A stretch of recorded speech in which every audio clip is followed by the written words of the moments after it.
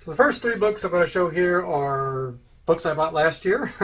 And I got this one in Heroes Aren't Hard to Find. First time I ever visited that comic shop. And it's a variant edition of Gambit #1, the Momoko variant.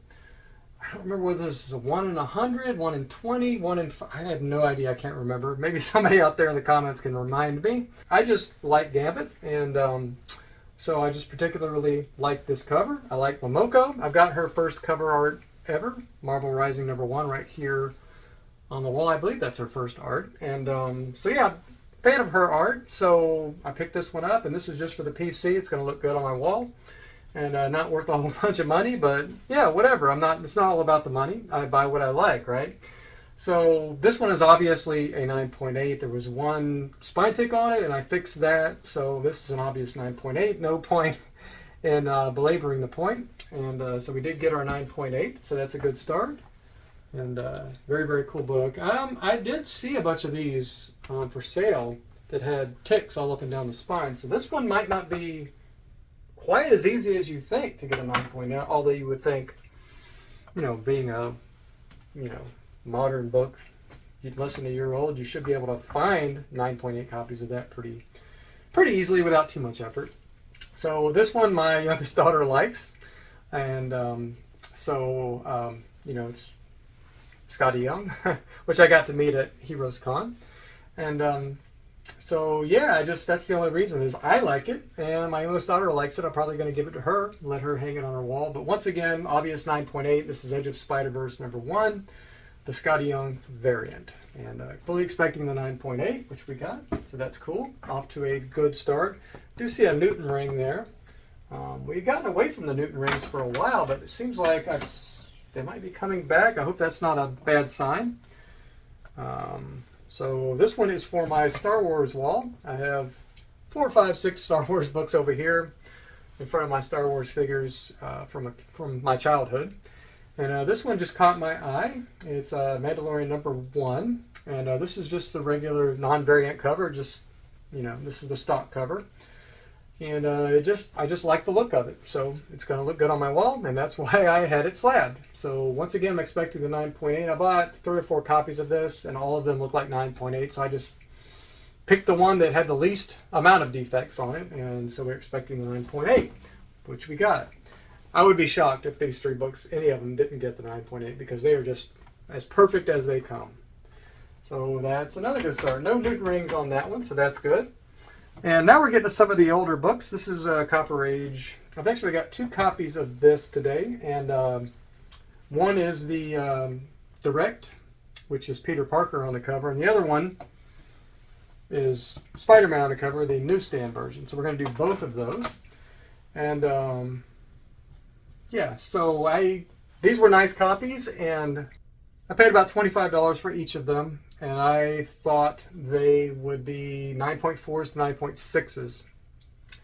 But I could see them also getting 9.8. There's an outside chance of 9.8. The reason I submitted these is because I had a couple childhood books that I submitted to a presser back when I first got back into the hobby, and he didn't do a good job. I ended up with a 9.4 on one and an 8.5 on another, when I thought they were obvious 9.4s, 9.6s. They're childhood books. One of them's up there right now. So I just wanted 9.8 copies of this, so I'm trying to get a 9.8 of each book, and then I'll be happy, and my PC will be complete as far as this book goes. So I want the newsstand and a direct 9.8. Whether we'll get it today, I don't know, but this is my first attempt in a long time at this book, so let's see what CGC thinks. This is Amazing Spider-Man Annual 21. It's the wedding issue. Obvious, right? But from 1987, so let's see what we got. Okay, 9.8, so check one box. Good. So we got that one. And the tougher one is the newsstand, obviously, because it's a newsstand. But this one shouldn't be too difficult to get a 9.8. You can there's lots of copies of this available for the $20 to $30 range. I only think this is like a $150 to $200 book in a 9.8. But, so it shouldn't be that challenging to get this book in a 9.8. So I'm going to go ahead and see if we can do it. I'll be happy with the 9.6 because it beats the 9.4 I have. But if we get the 9.8, I'll be very happy about that. Okay, both. Nice. So I got that off the to-do list. I don't have to look for copies of this anymore because my PC is complete for Amazing Spider-Man Annual number 21. So I have 3 more books left. This one is, there's a pinup in here by Todd McFarlane. I think it's his first published DC art. It's right at the back. And I've featured this book several times in other videos. Anytime I find this book for a good price and a high grade, I buy it because I think it's a good investment. This one I thought was a 9.6 to 9.8 once I was done. I only paid $19 for it. You can get this book for $7, $10. I've got 9.8s that I paid under $10 for this book. You can get it for anywhere from $5 to $40. You know, I try to stick under $20 if I'm looking for this book. I've got quite a few copies of 9.8s. I've been pretty lucky on this book so far. So let's see if that luck continues. Another 9.8. Okay. I've got one right up there. I don't know if it's showing on camera, but I got a copy of 9.8 already. This one definitely not selling. I keep all of these when I get them. I think it's a good investment. I would be surprised if it doesn't double its money in the next 5 or 10 years. So I'm going to hang on to those. Part of my retirement, maybe. Not sure. So we got 2 more. Now, save the two, I don't know about biggest books. The last one maybe, but this one is just a book that I've had a lot of trouble getting a 9.8 in. Gotten a few 9.6s, 9.4s, but never been lucky enough. I've submitted some 9.8s. I know I've submitted some 9.8s on this book, and in fact, let me just check my notes on this. This one was, actually this was a raw book. For some reason I was thinking this was a slab. I do have a couple 9.6s that I might crack, but the thing is this is such an inexpensive book to buy high grade that it just doesn't make sense to really crack a slab unless you're just 100% sure. So I just decided to keep buying raw copies. This is actually, I think, my brother's favorite cover of all time. So, yeah, and I like it too. I mean, how do you not like that cover? Once again, Mike Zeck, right? So let's see if CGC can finally bestow upon us a 9.8. This one I thought had a really strong chance. I actually had it as a borderline 9.4, 9.6, but is a strong 9.4. And usually I'm a little bit conservative, so usually when I say 9.4, it's probably more likely to be 9.6. So the fact it's probably a borderline 9.6, 9.8. Now that I've started recalibrating my grading, and so maybe we're getting a little more accurate. So I wouldn't be amazed if I got a 9.8. I'm not going to like fly through the ceiling because I think there's a 50-50 shot maybe we could get the 9.8. So let's see if we can do it. Okay. Yes. Finally. PC book. This is not going anywhere. I don't have to look anymore. Thank you. I've got I'm probably narrowing my collection now. I used to have like 60, 70 books that I had to have in my PC. Had to have. I'm trying to narrow that down to maybe just what fits on my walls because except for the McFarlane stuff, I keep a separate box for that stuff. I just don't have the space. Now that I'm buying books, pressing books, selling them, I got a lot of books to sell. And I just don't have the room in here. I kind of can't even hardly get to my presses over there anymore. So I'm going to go through and narrow it down to my must-haves. And I got to find those 30 or 40 must-haves and just stick to those for the PC. And then get the highest grade copies. Once I get a 9.8, then maybe go for the newsstand. And then any other rare variants, Canadian, whatever. And just try to upgrade books instead of trying to just have all these books, you know. And I mean, some of them can be investments. Obviously, I can keep those stored away. But for the most part, I only really keep in the PC books I love. I don't just collect books for investments. If I don't love a book, I don't keep it. I don't see the point. That's not what the hobby's about for me. If I'm going to do this for money, I'm going to buy it, clean it, press it, and sell it immediately. Let somebody else enjoy it. I'm not going to stick a book in storage for 30 years and nobody's going to be able to enjoy it, right? So that's kind of my philosophy, but I have no problem with people obviously investing money in comics. So the last book. This one has a pretty good story, and I think it's been featured in, this is the 3rd video. This book had some bad luck. I sent it to that presser, CFP Pressing, when I first got back into the collecting because, you know, he was highly recommended everywhere, and just did not do a good job. And this one came back a 9.6, but that was like the highlight.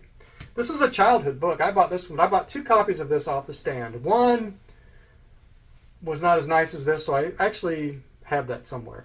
And this was the nicer of the 2. It had one teeny tiny tick here, nothing on the back, looks perfect, a tiny little bit of wear up here, but other than that, this was an obvious 9.8. Sent it to him, it came back with like weird waviness to it, and came back a 9.6, which I don't even think it deserved the 9.6. I cleaned and pressed it, resubmitted it, and I was like, okay, if I get a 9.6, not a big deal. But it was a 9.4, and I had no idea because it looked much better. I think I just got a harsh grader. So now, third time, could it be the charm? Could it be the charm? Because I'm giving up after this. If it's a 9.4, 9.6, I'm just going to be happy I have it, stick it on my wall, and move on. Pretty nervous about this one because this is like a big book for me. I bought it off the stands, and I think it's supposed to be a 9.8. Yes! Yeah. Whew. Wow. Yeah, I'm not going to cry in this video, but that is a big deal to me. Anybody that collects comics knows when you have a book like this, it's been through what it's been through. And I carried it around as a kid in long boxes for 30 plus years, and it's just not stored very well in the same poly bag since 1989 or 91 or 88 or 88, whatever it was. Put it in a poly bag in 88 and it stayed in the same poly bag until last year or 2 years ago, whenever I originally submitted this. It is a miracle to get a 9.8. I think out of my 2,000 comic collection from my childhood, I had maybe 5 9.8s probably in there because of the way I didn't store them correctly. So, and to have this one be a 9.8, that's a big deal. So finally got the 9.8 I'm supposed to have in this book. And he did a number on this spine because it was like crazy worse than I'd submitted it. It's got a little bit of it to it, but no more than you would expect to have on a newer book. I don't know if you can see a little bit of waviness on it. So that's it for today. I can't believe I got my 9.8 in my Wolverine 1. Once again, if the rest of this year doesn't go very well as far as cleaning and pressing and submitting books, I am happy. I got my Wolverine 1, not a $5,000 book, but to me it's priceless. And you guys know. And actually I was talking briefly with Tom DeFalco, and he said that. He said if a book means nothing to us, we don't like the story or anything, it doesn't matter how much it is, it's not worth anything. Whatever the market value doesn't matter. But it could be a $1, it could be a dollar bin book. But if we love the story, we love the cover art, it's priceless. I thought that was pretty cool. So I hope this has been as fun for you as it is for me. Thank you for staying nerdy. And I will see you in the next video.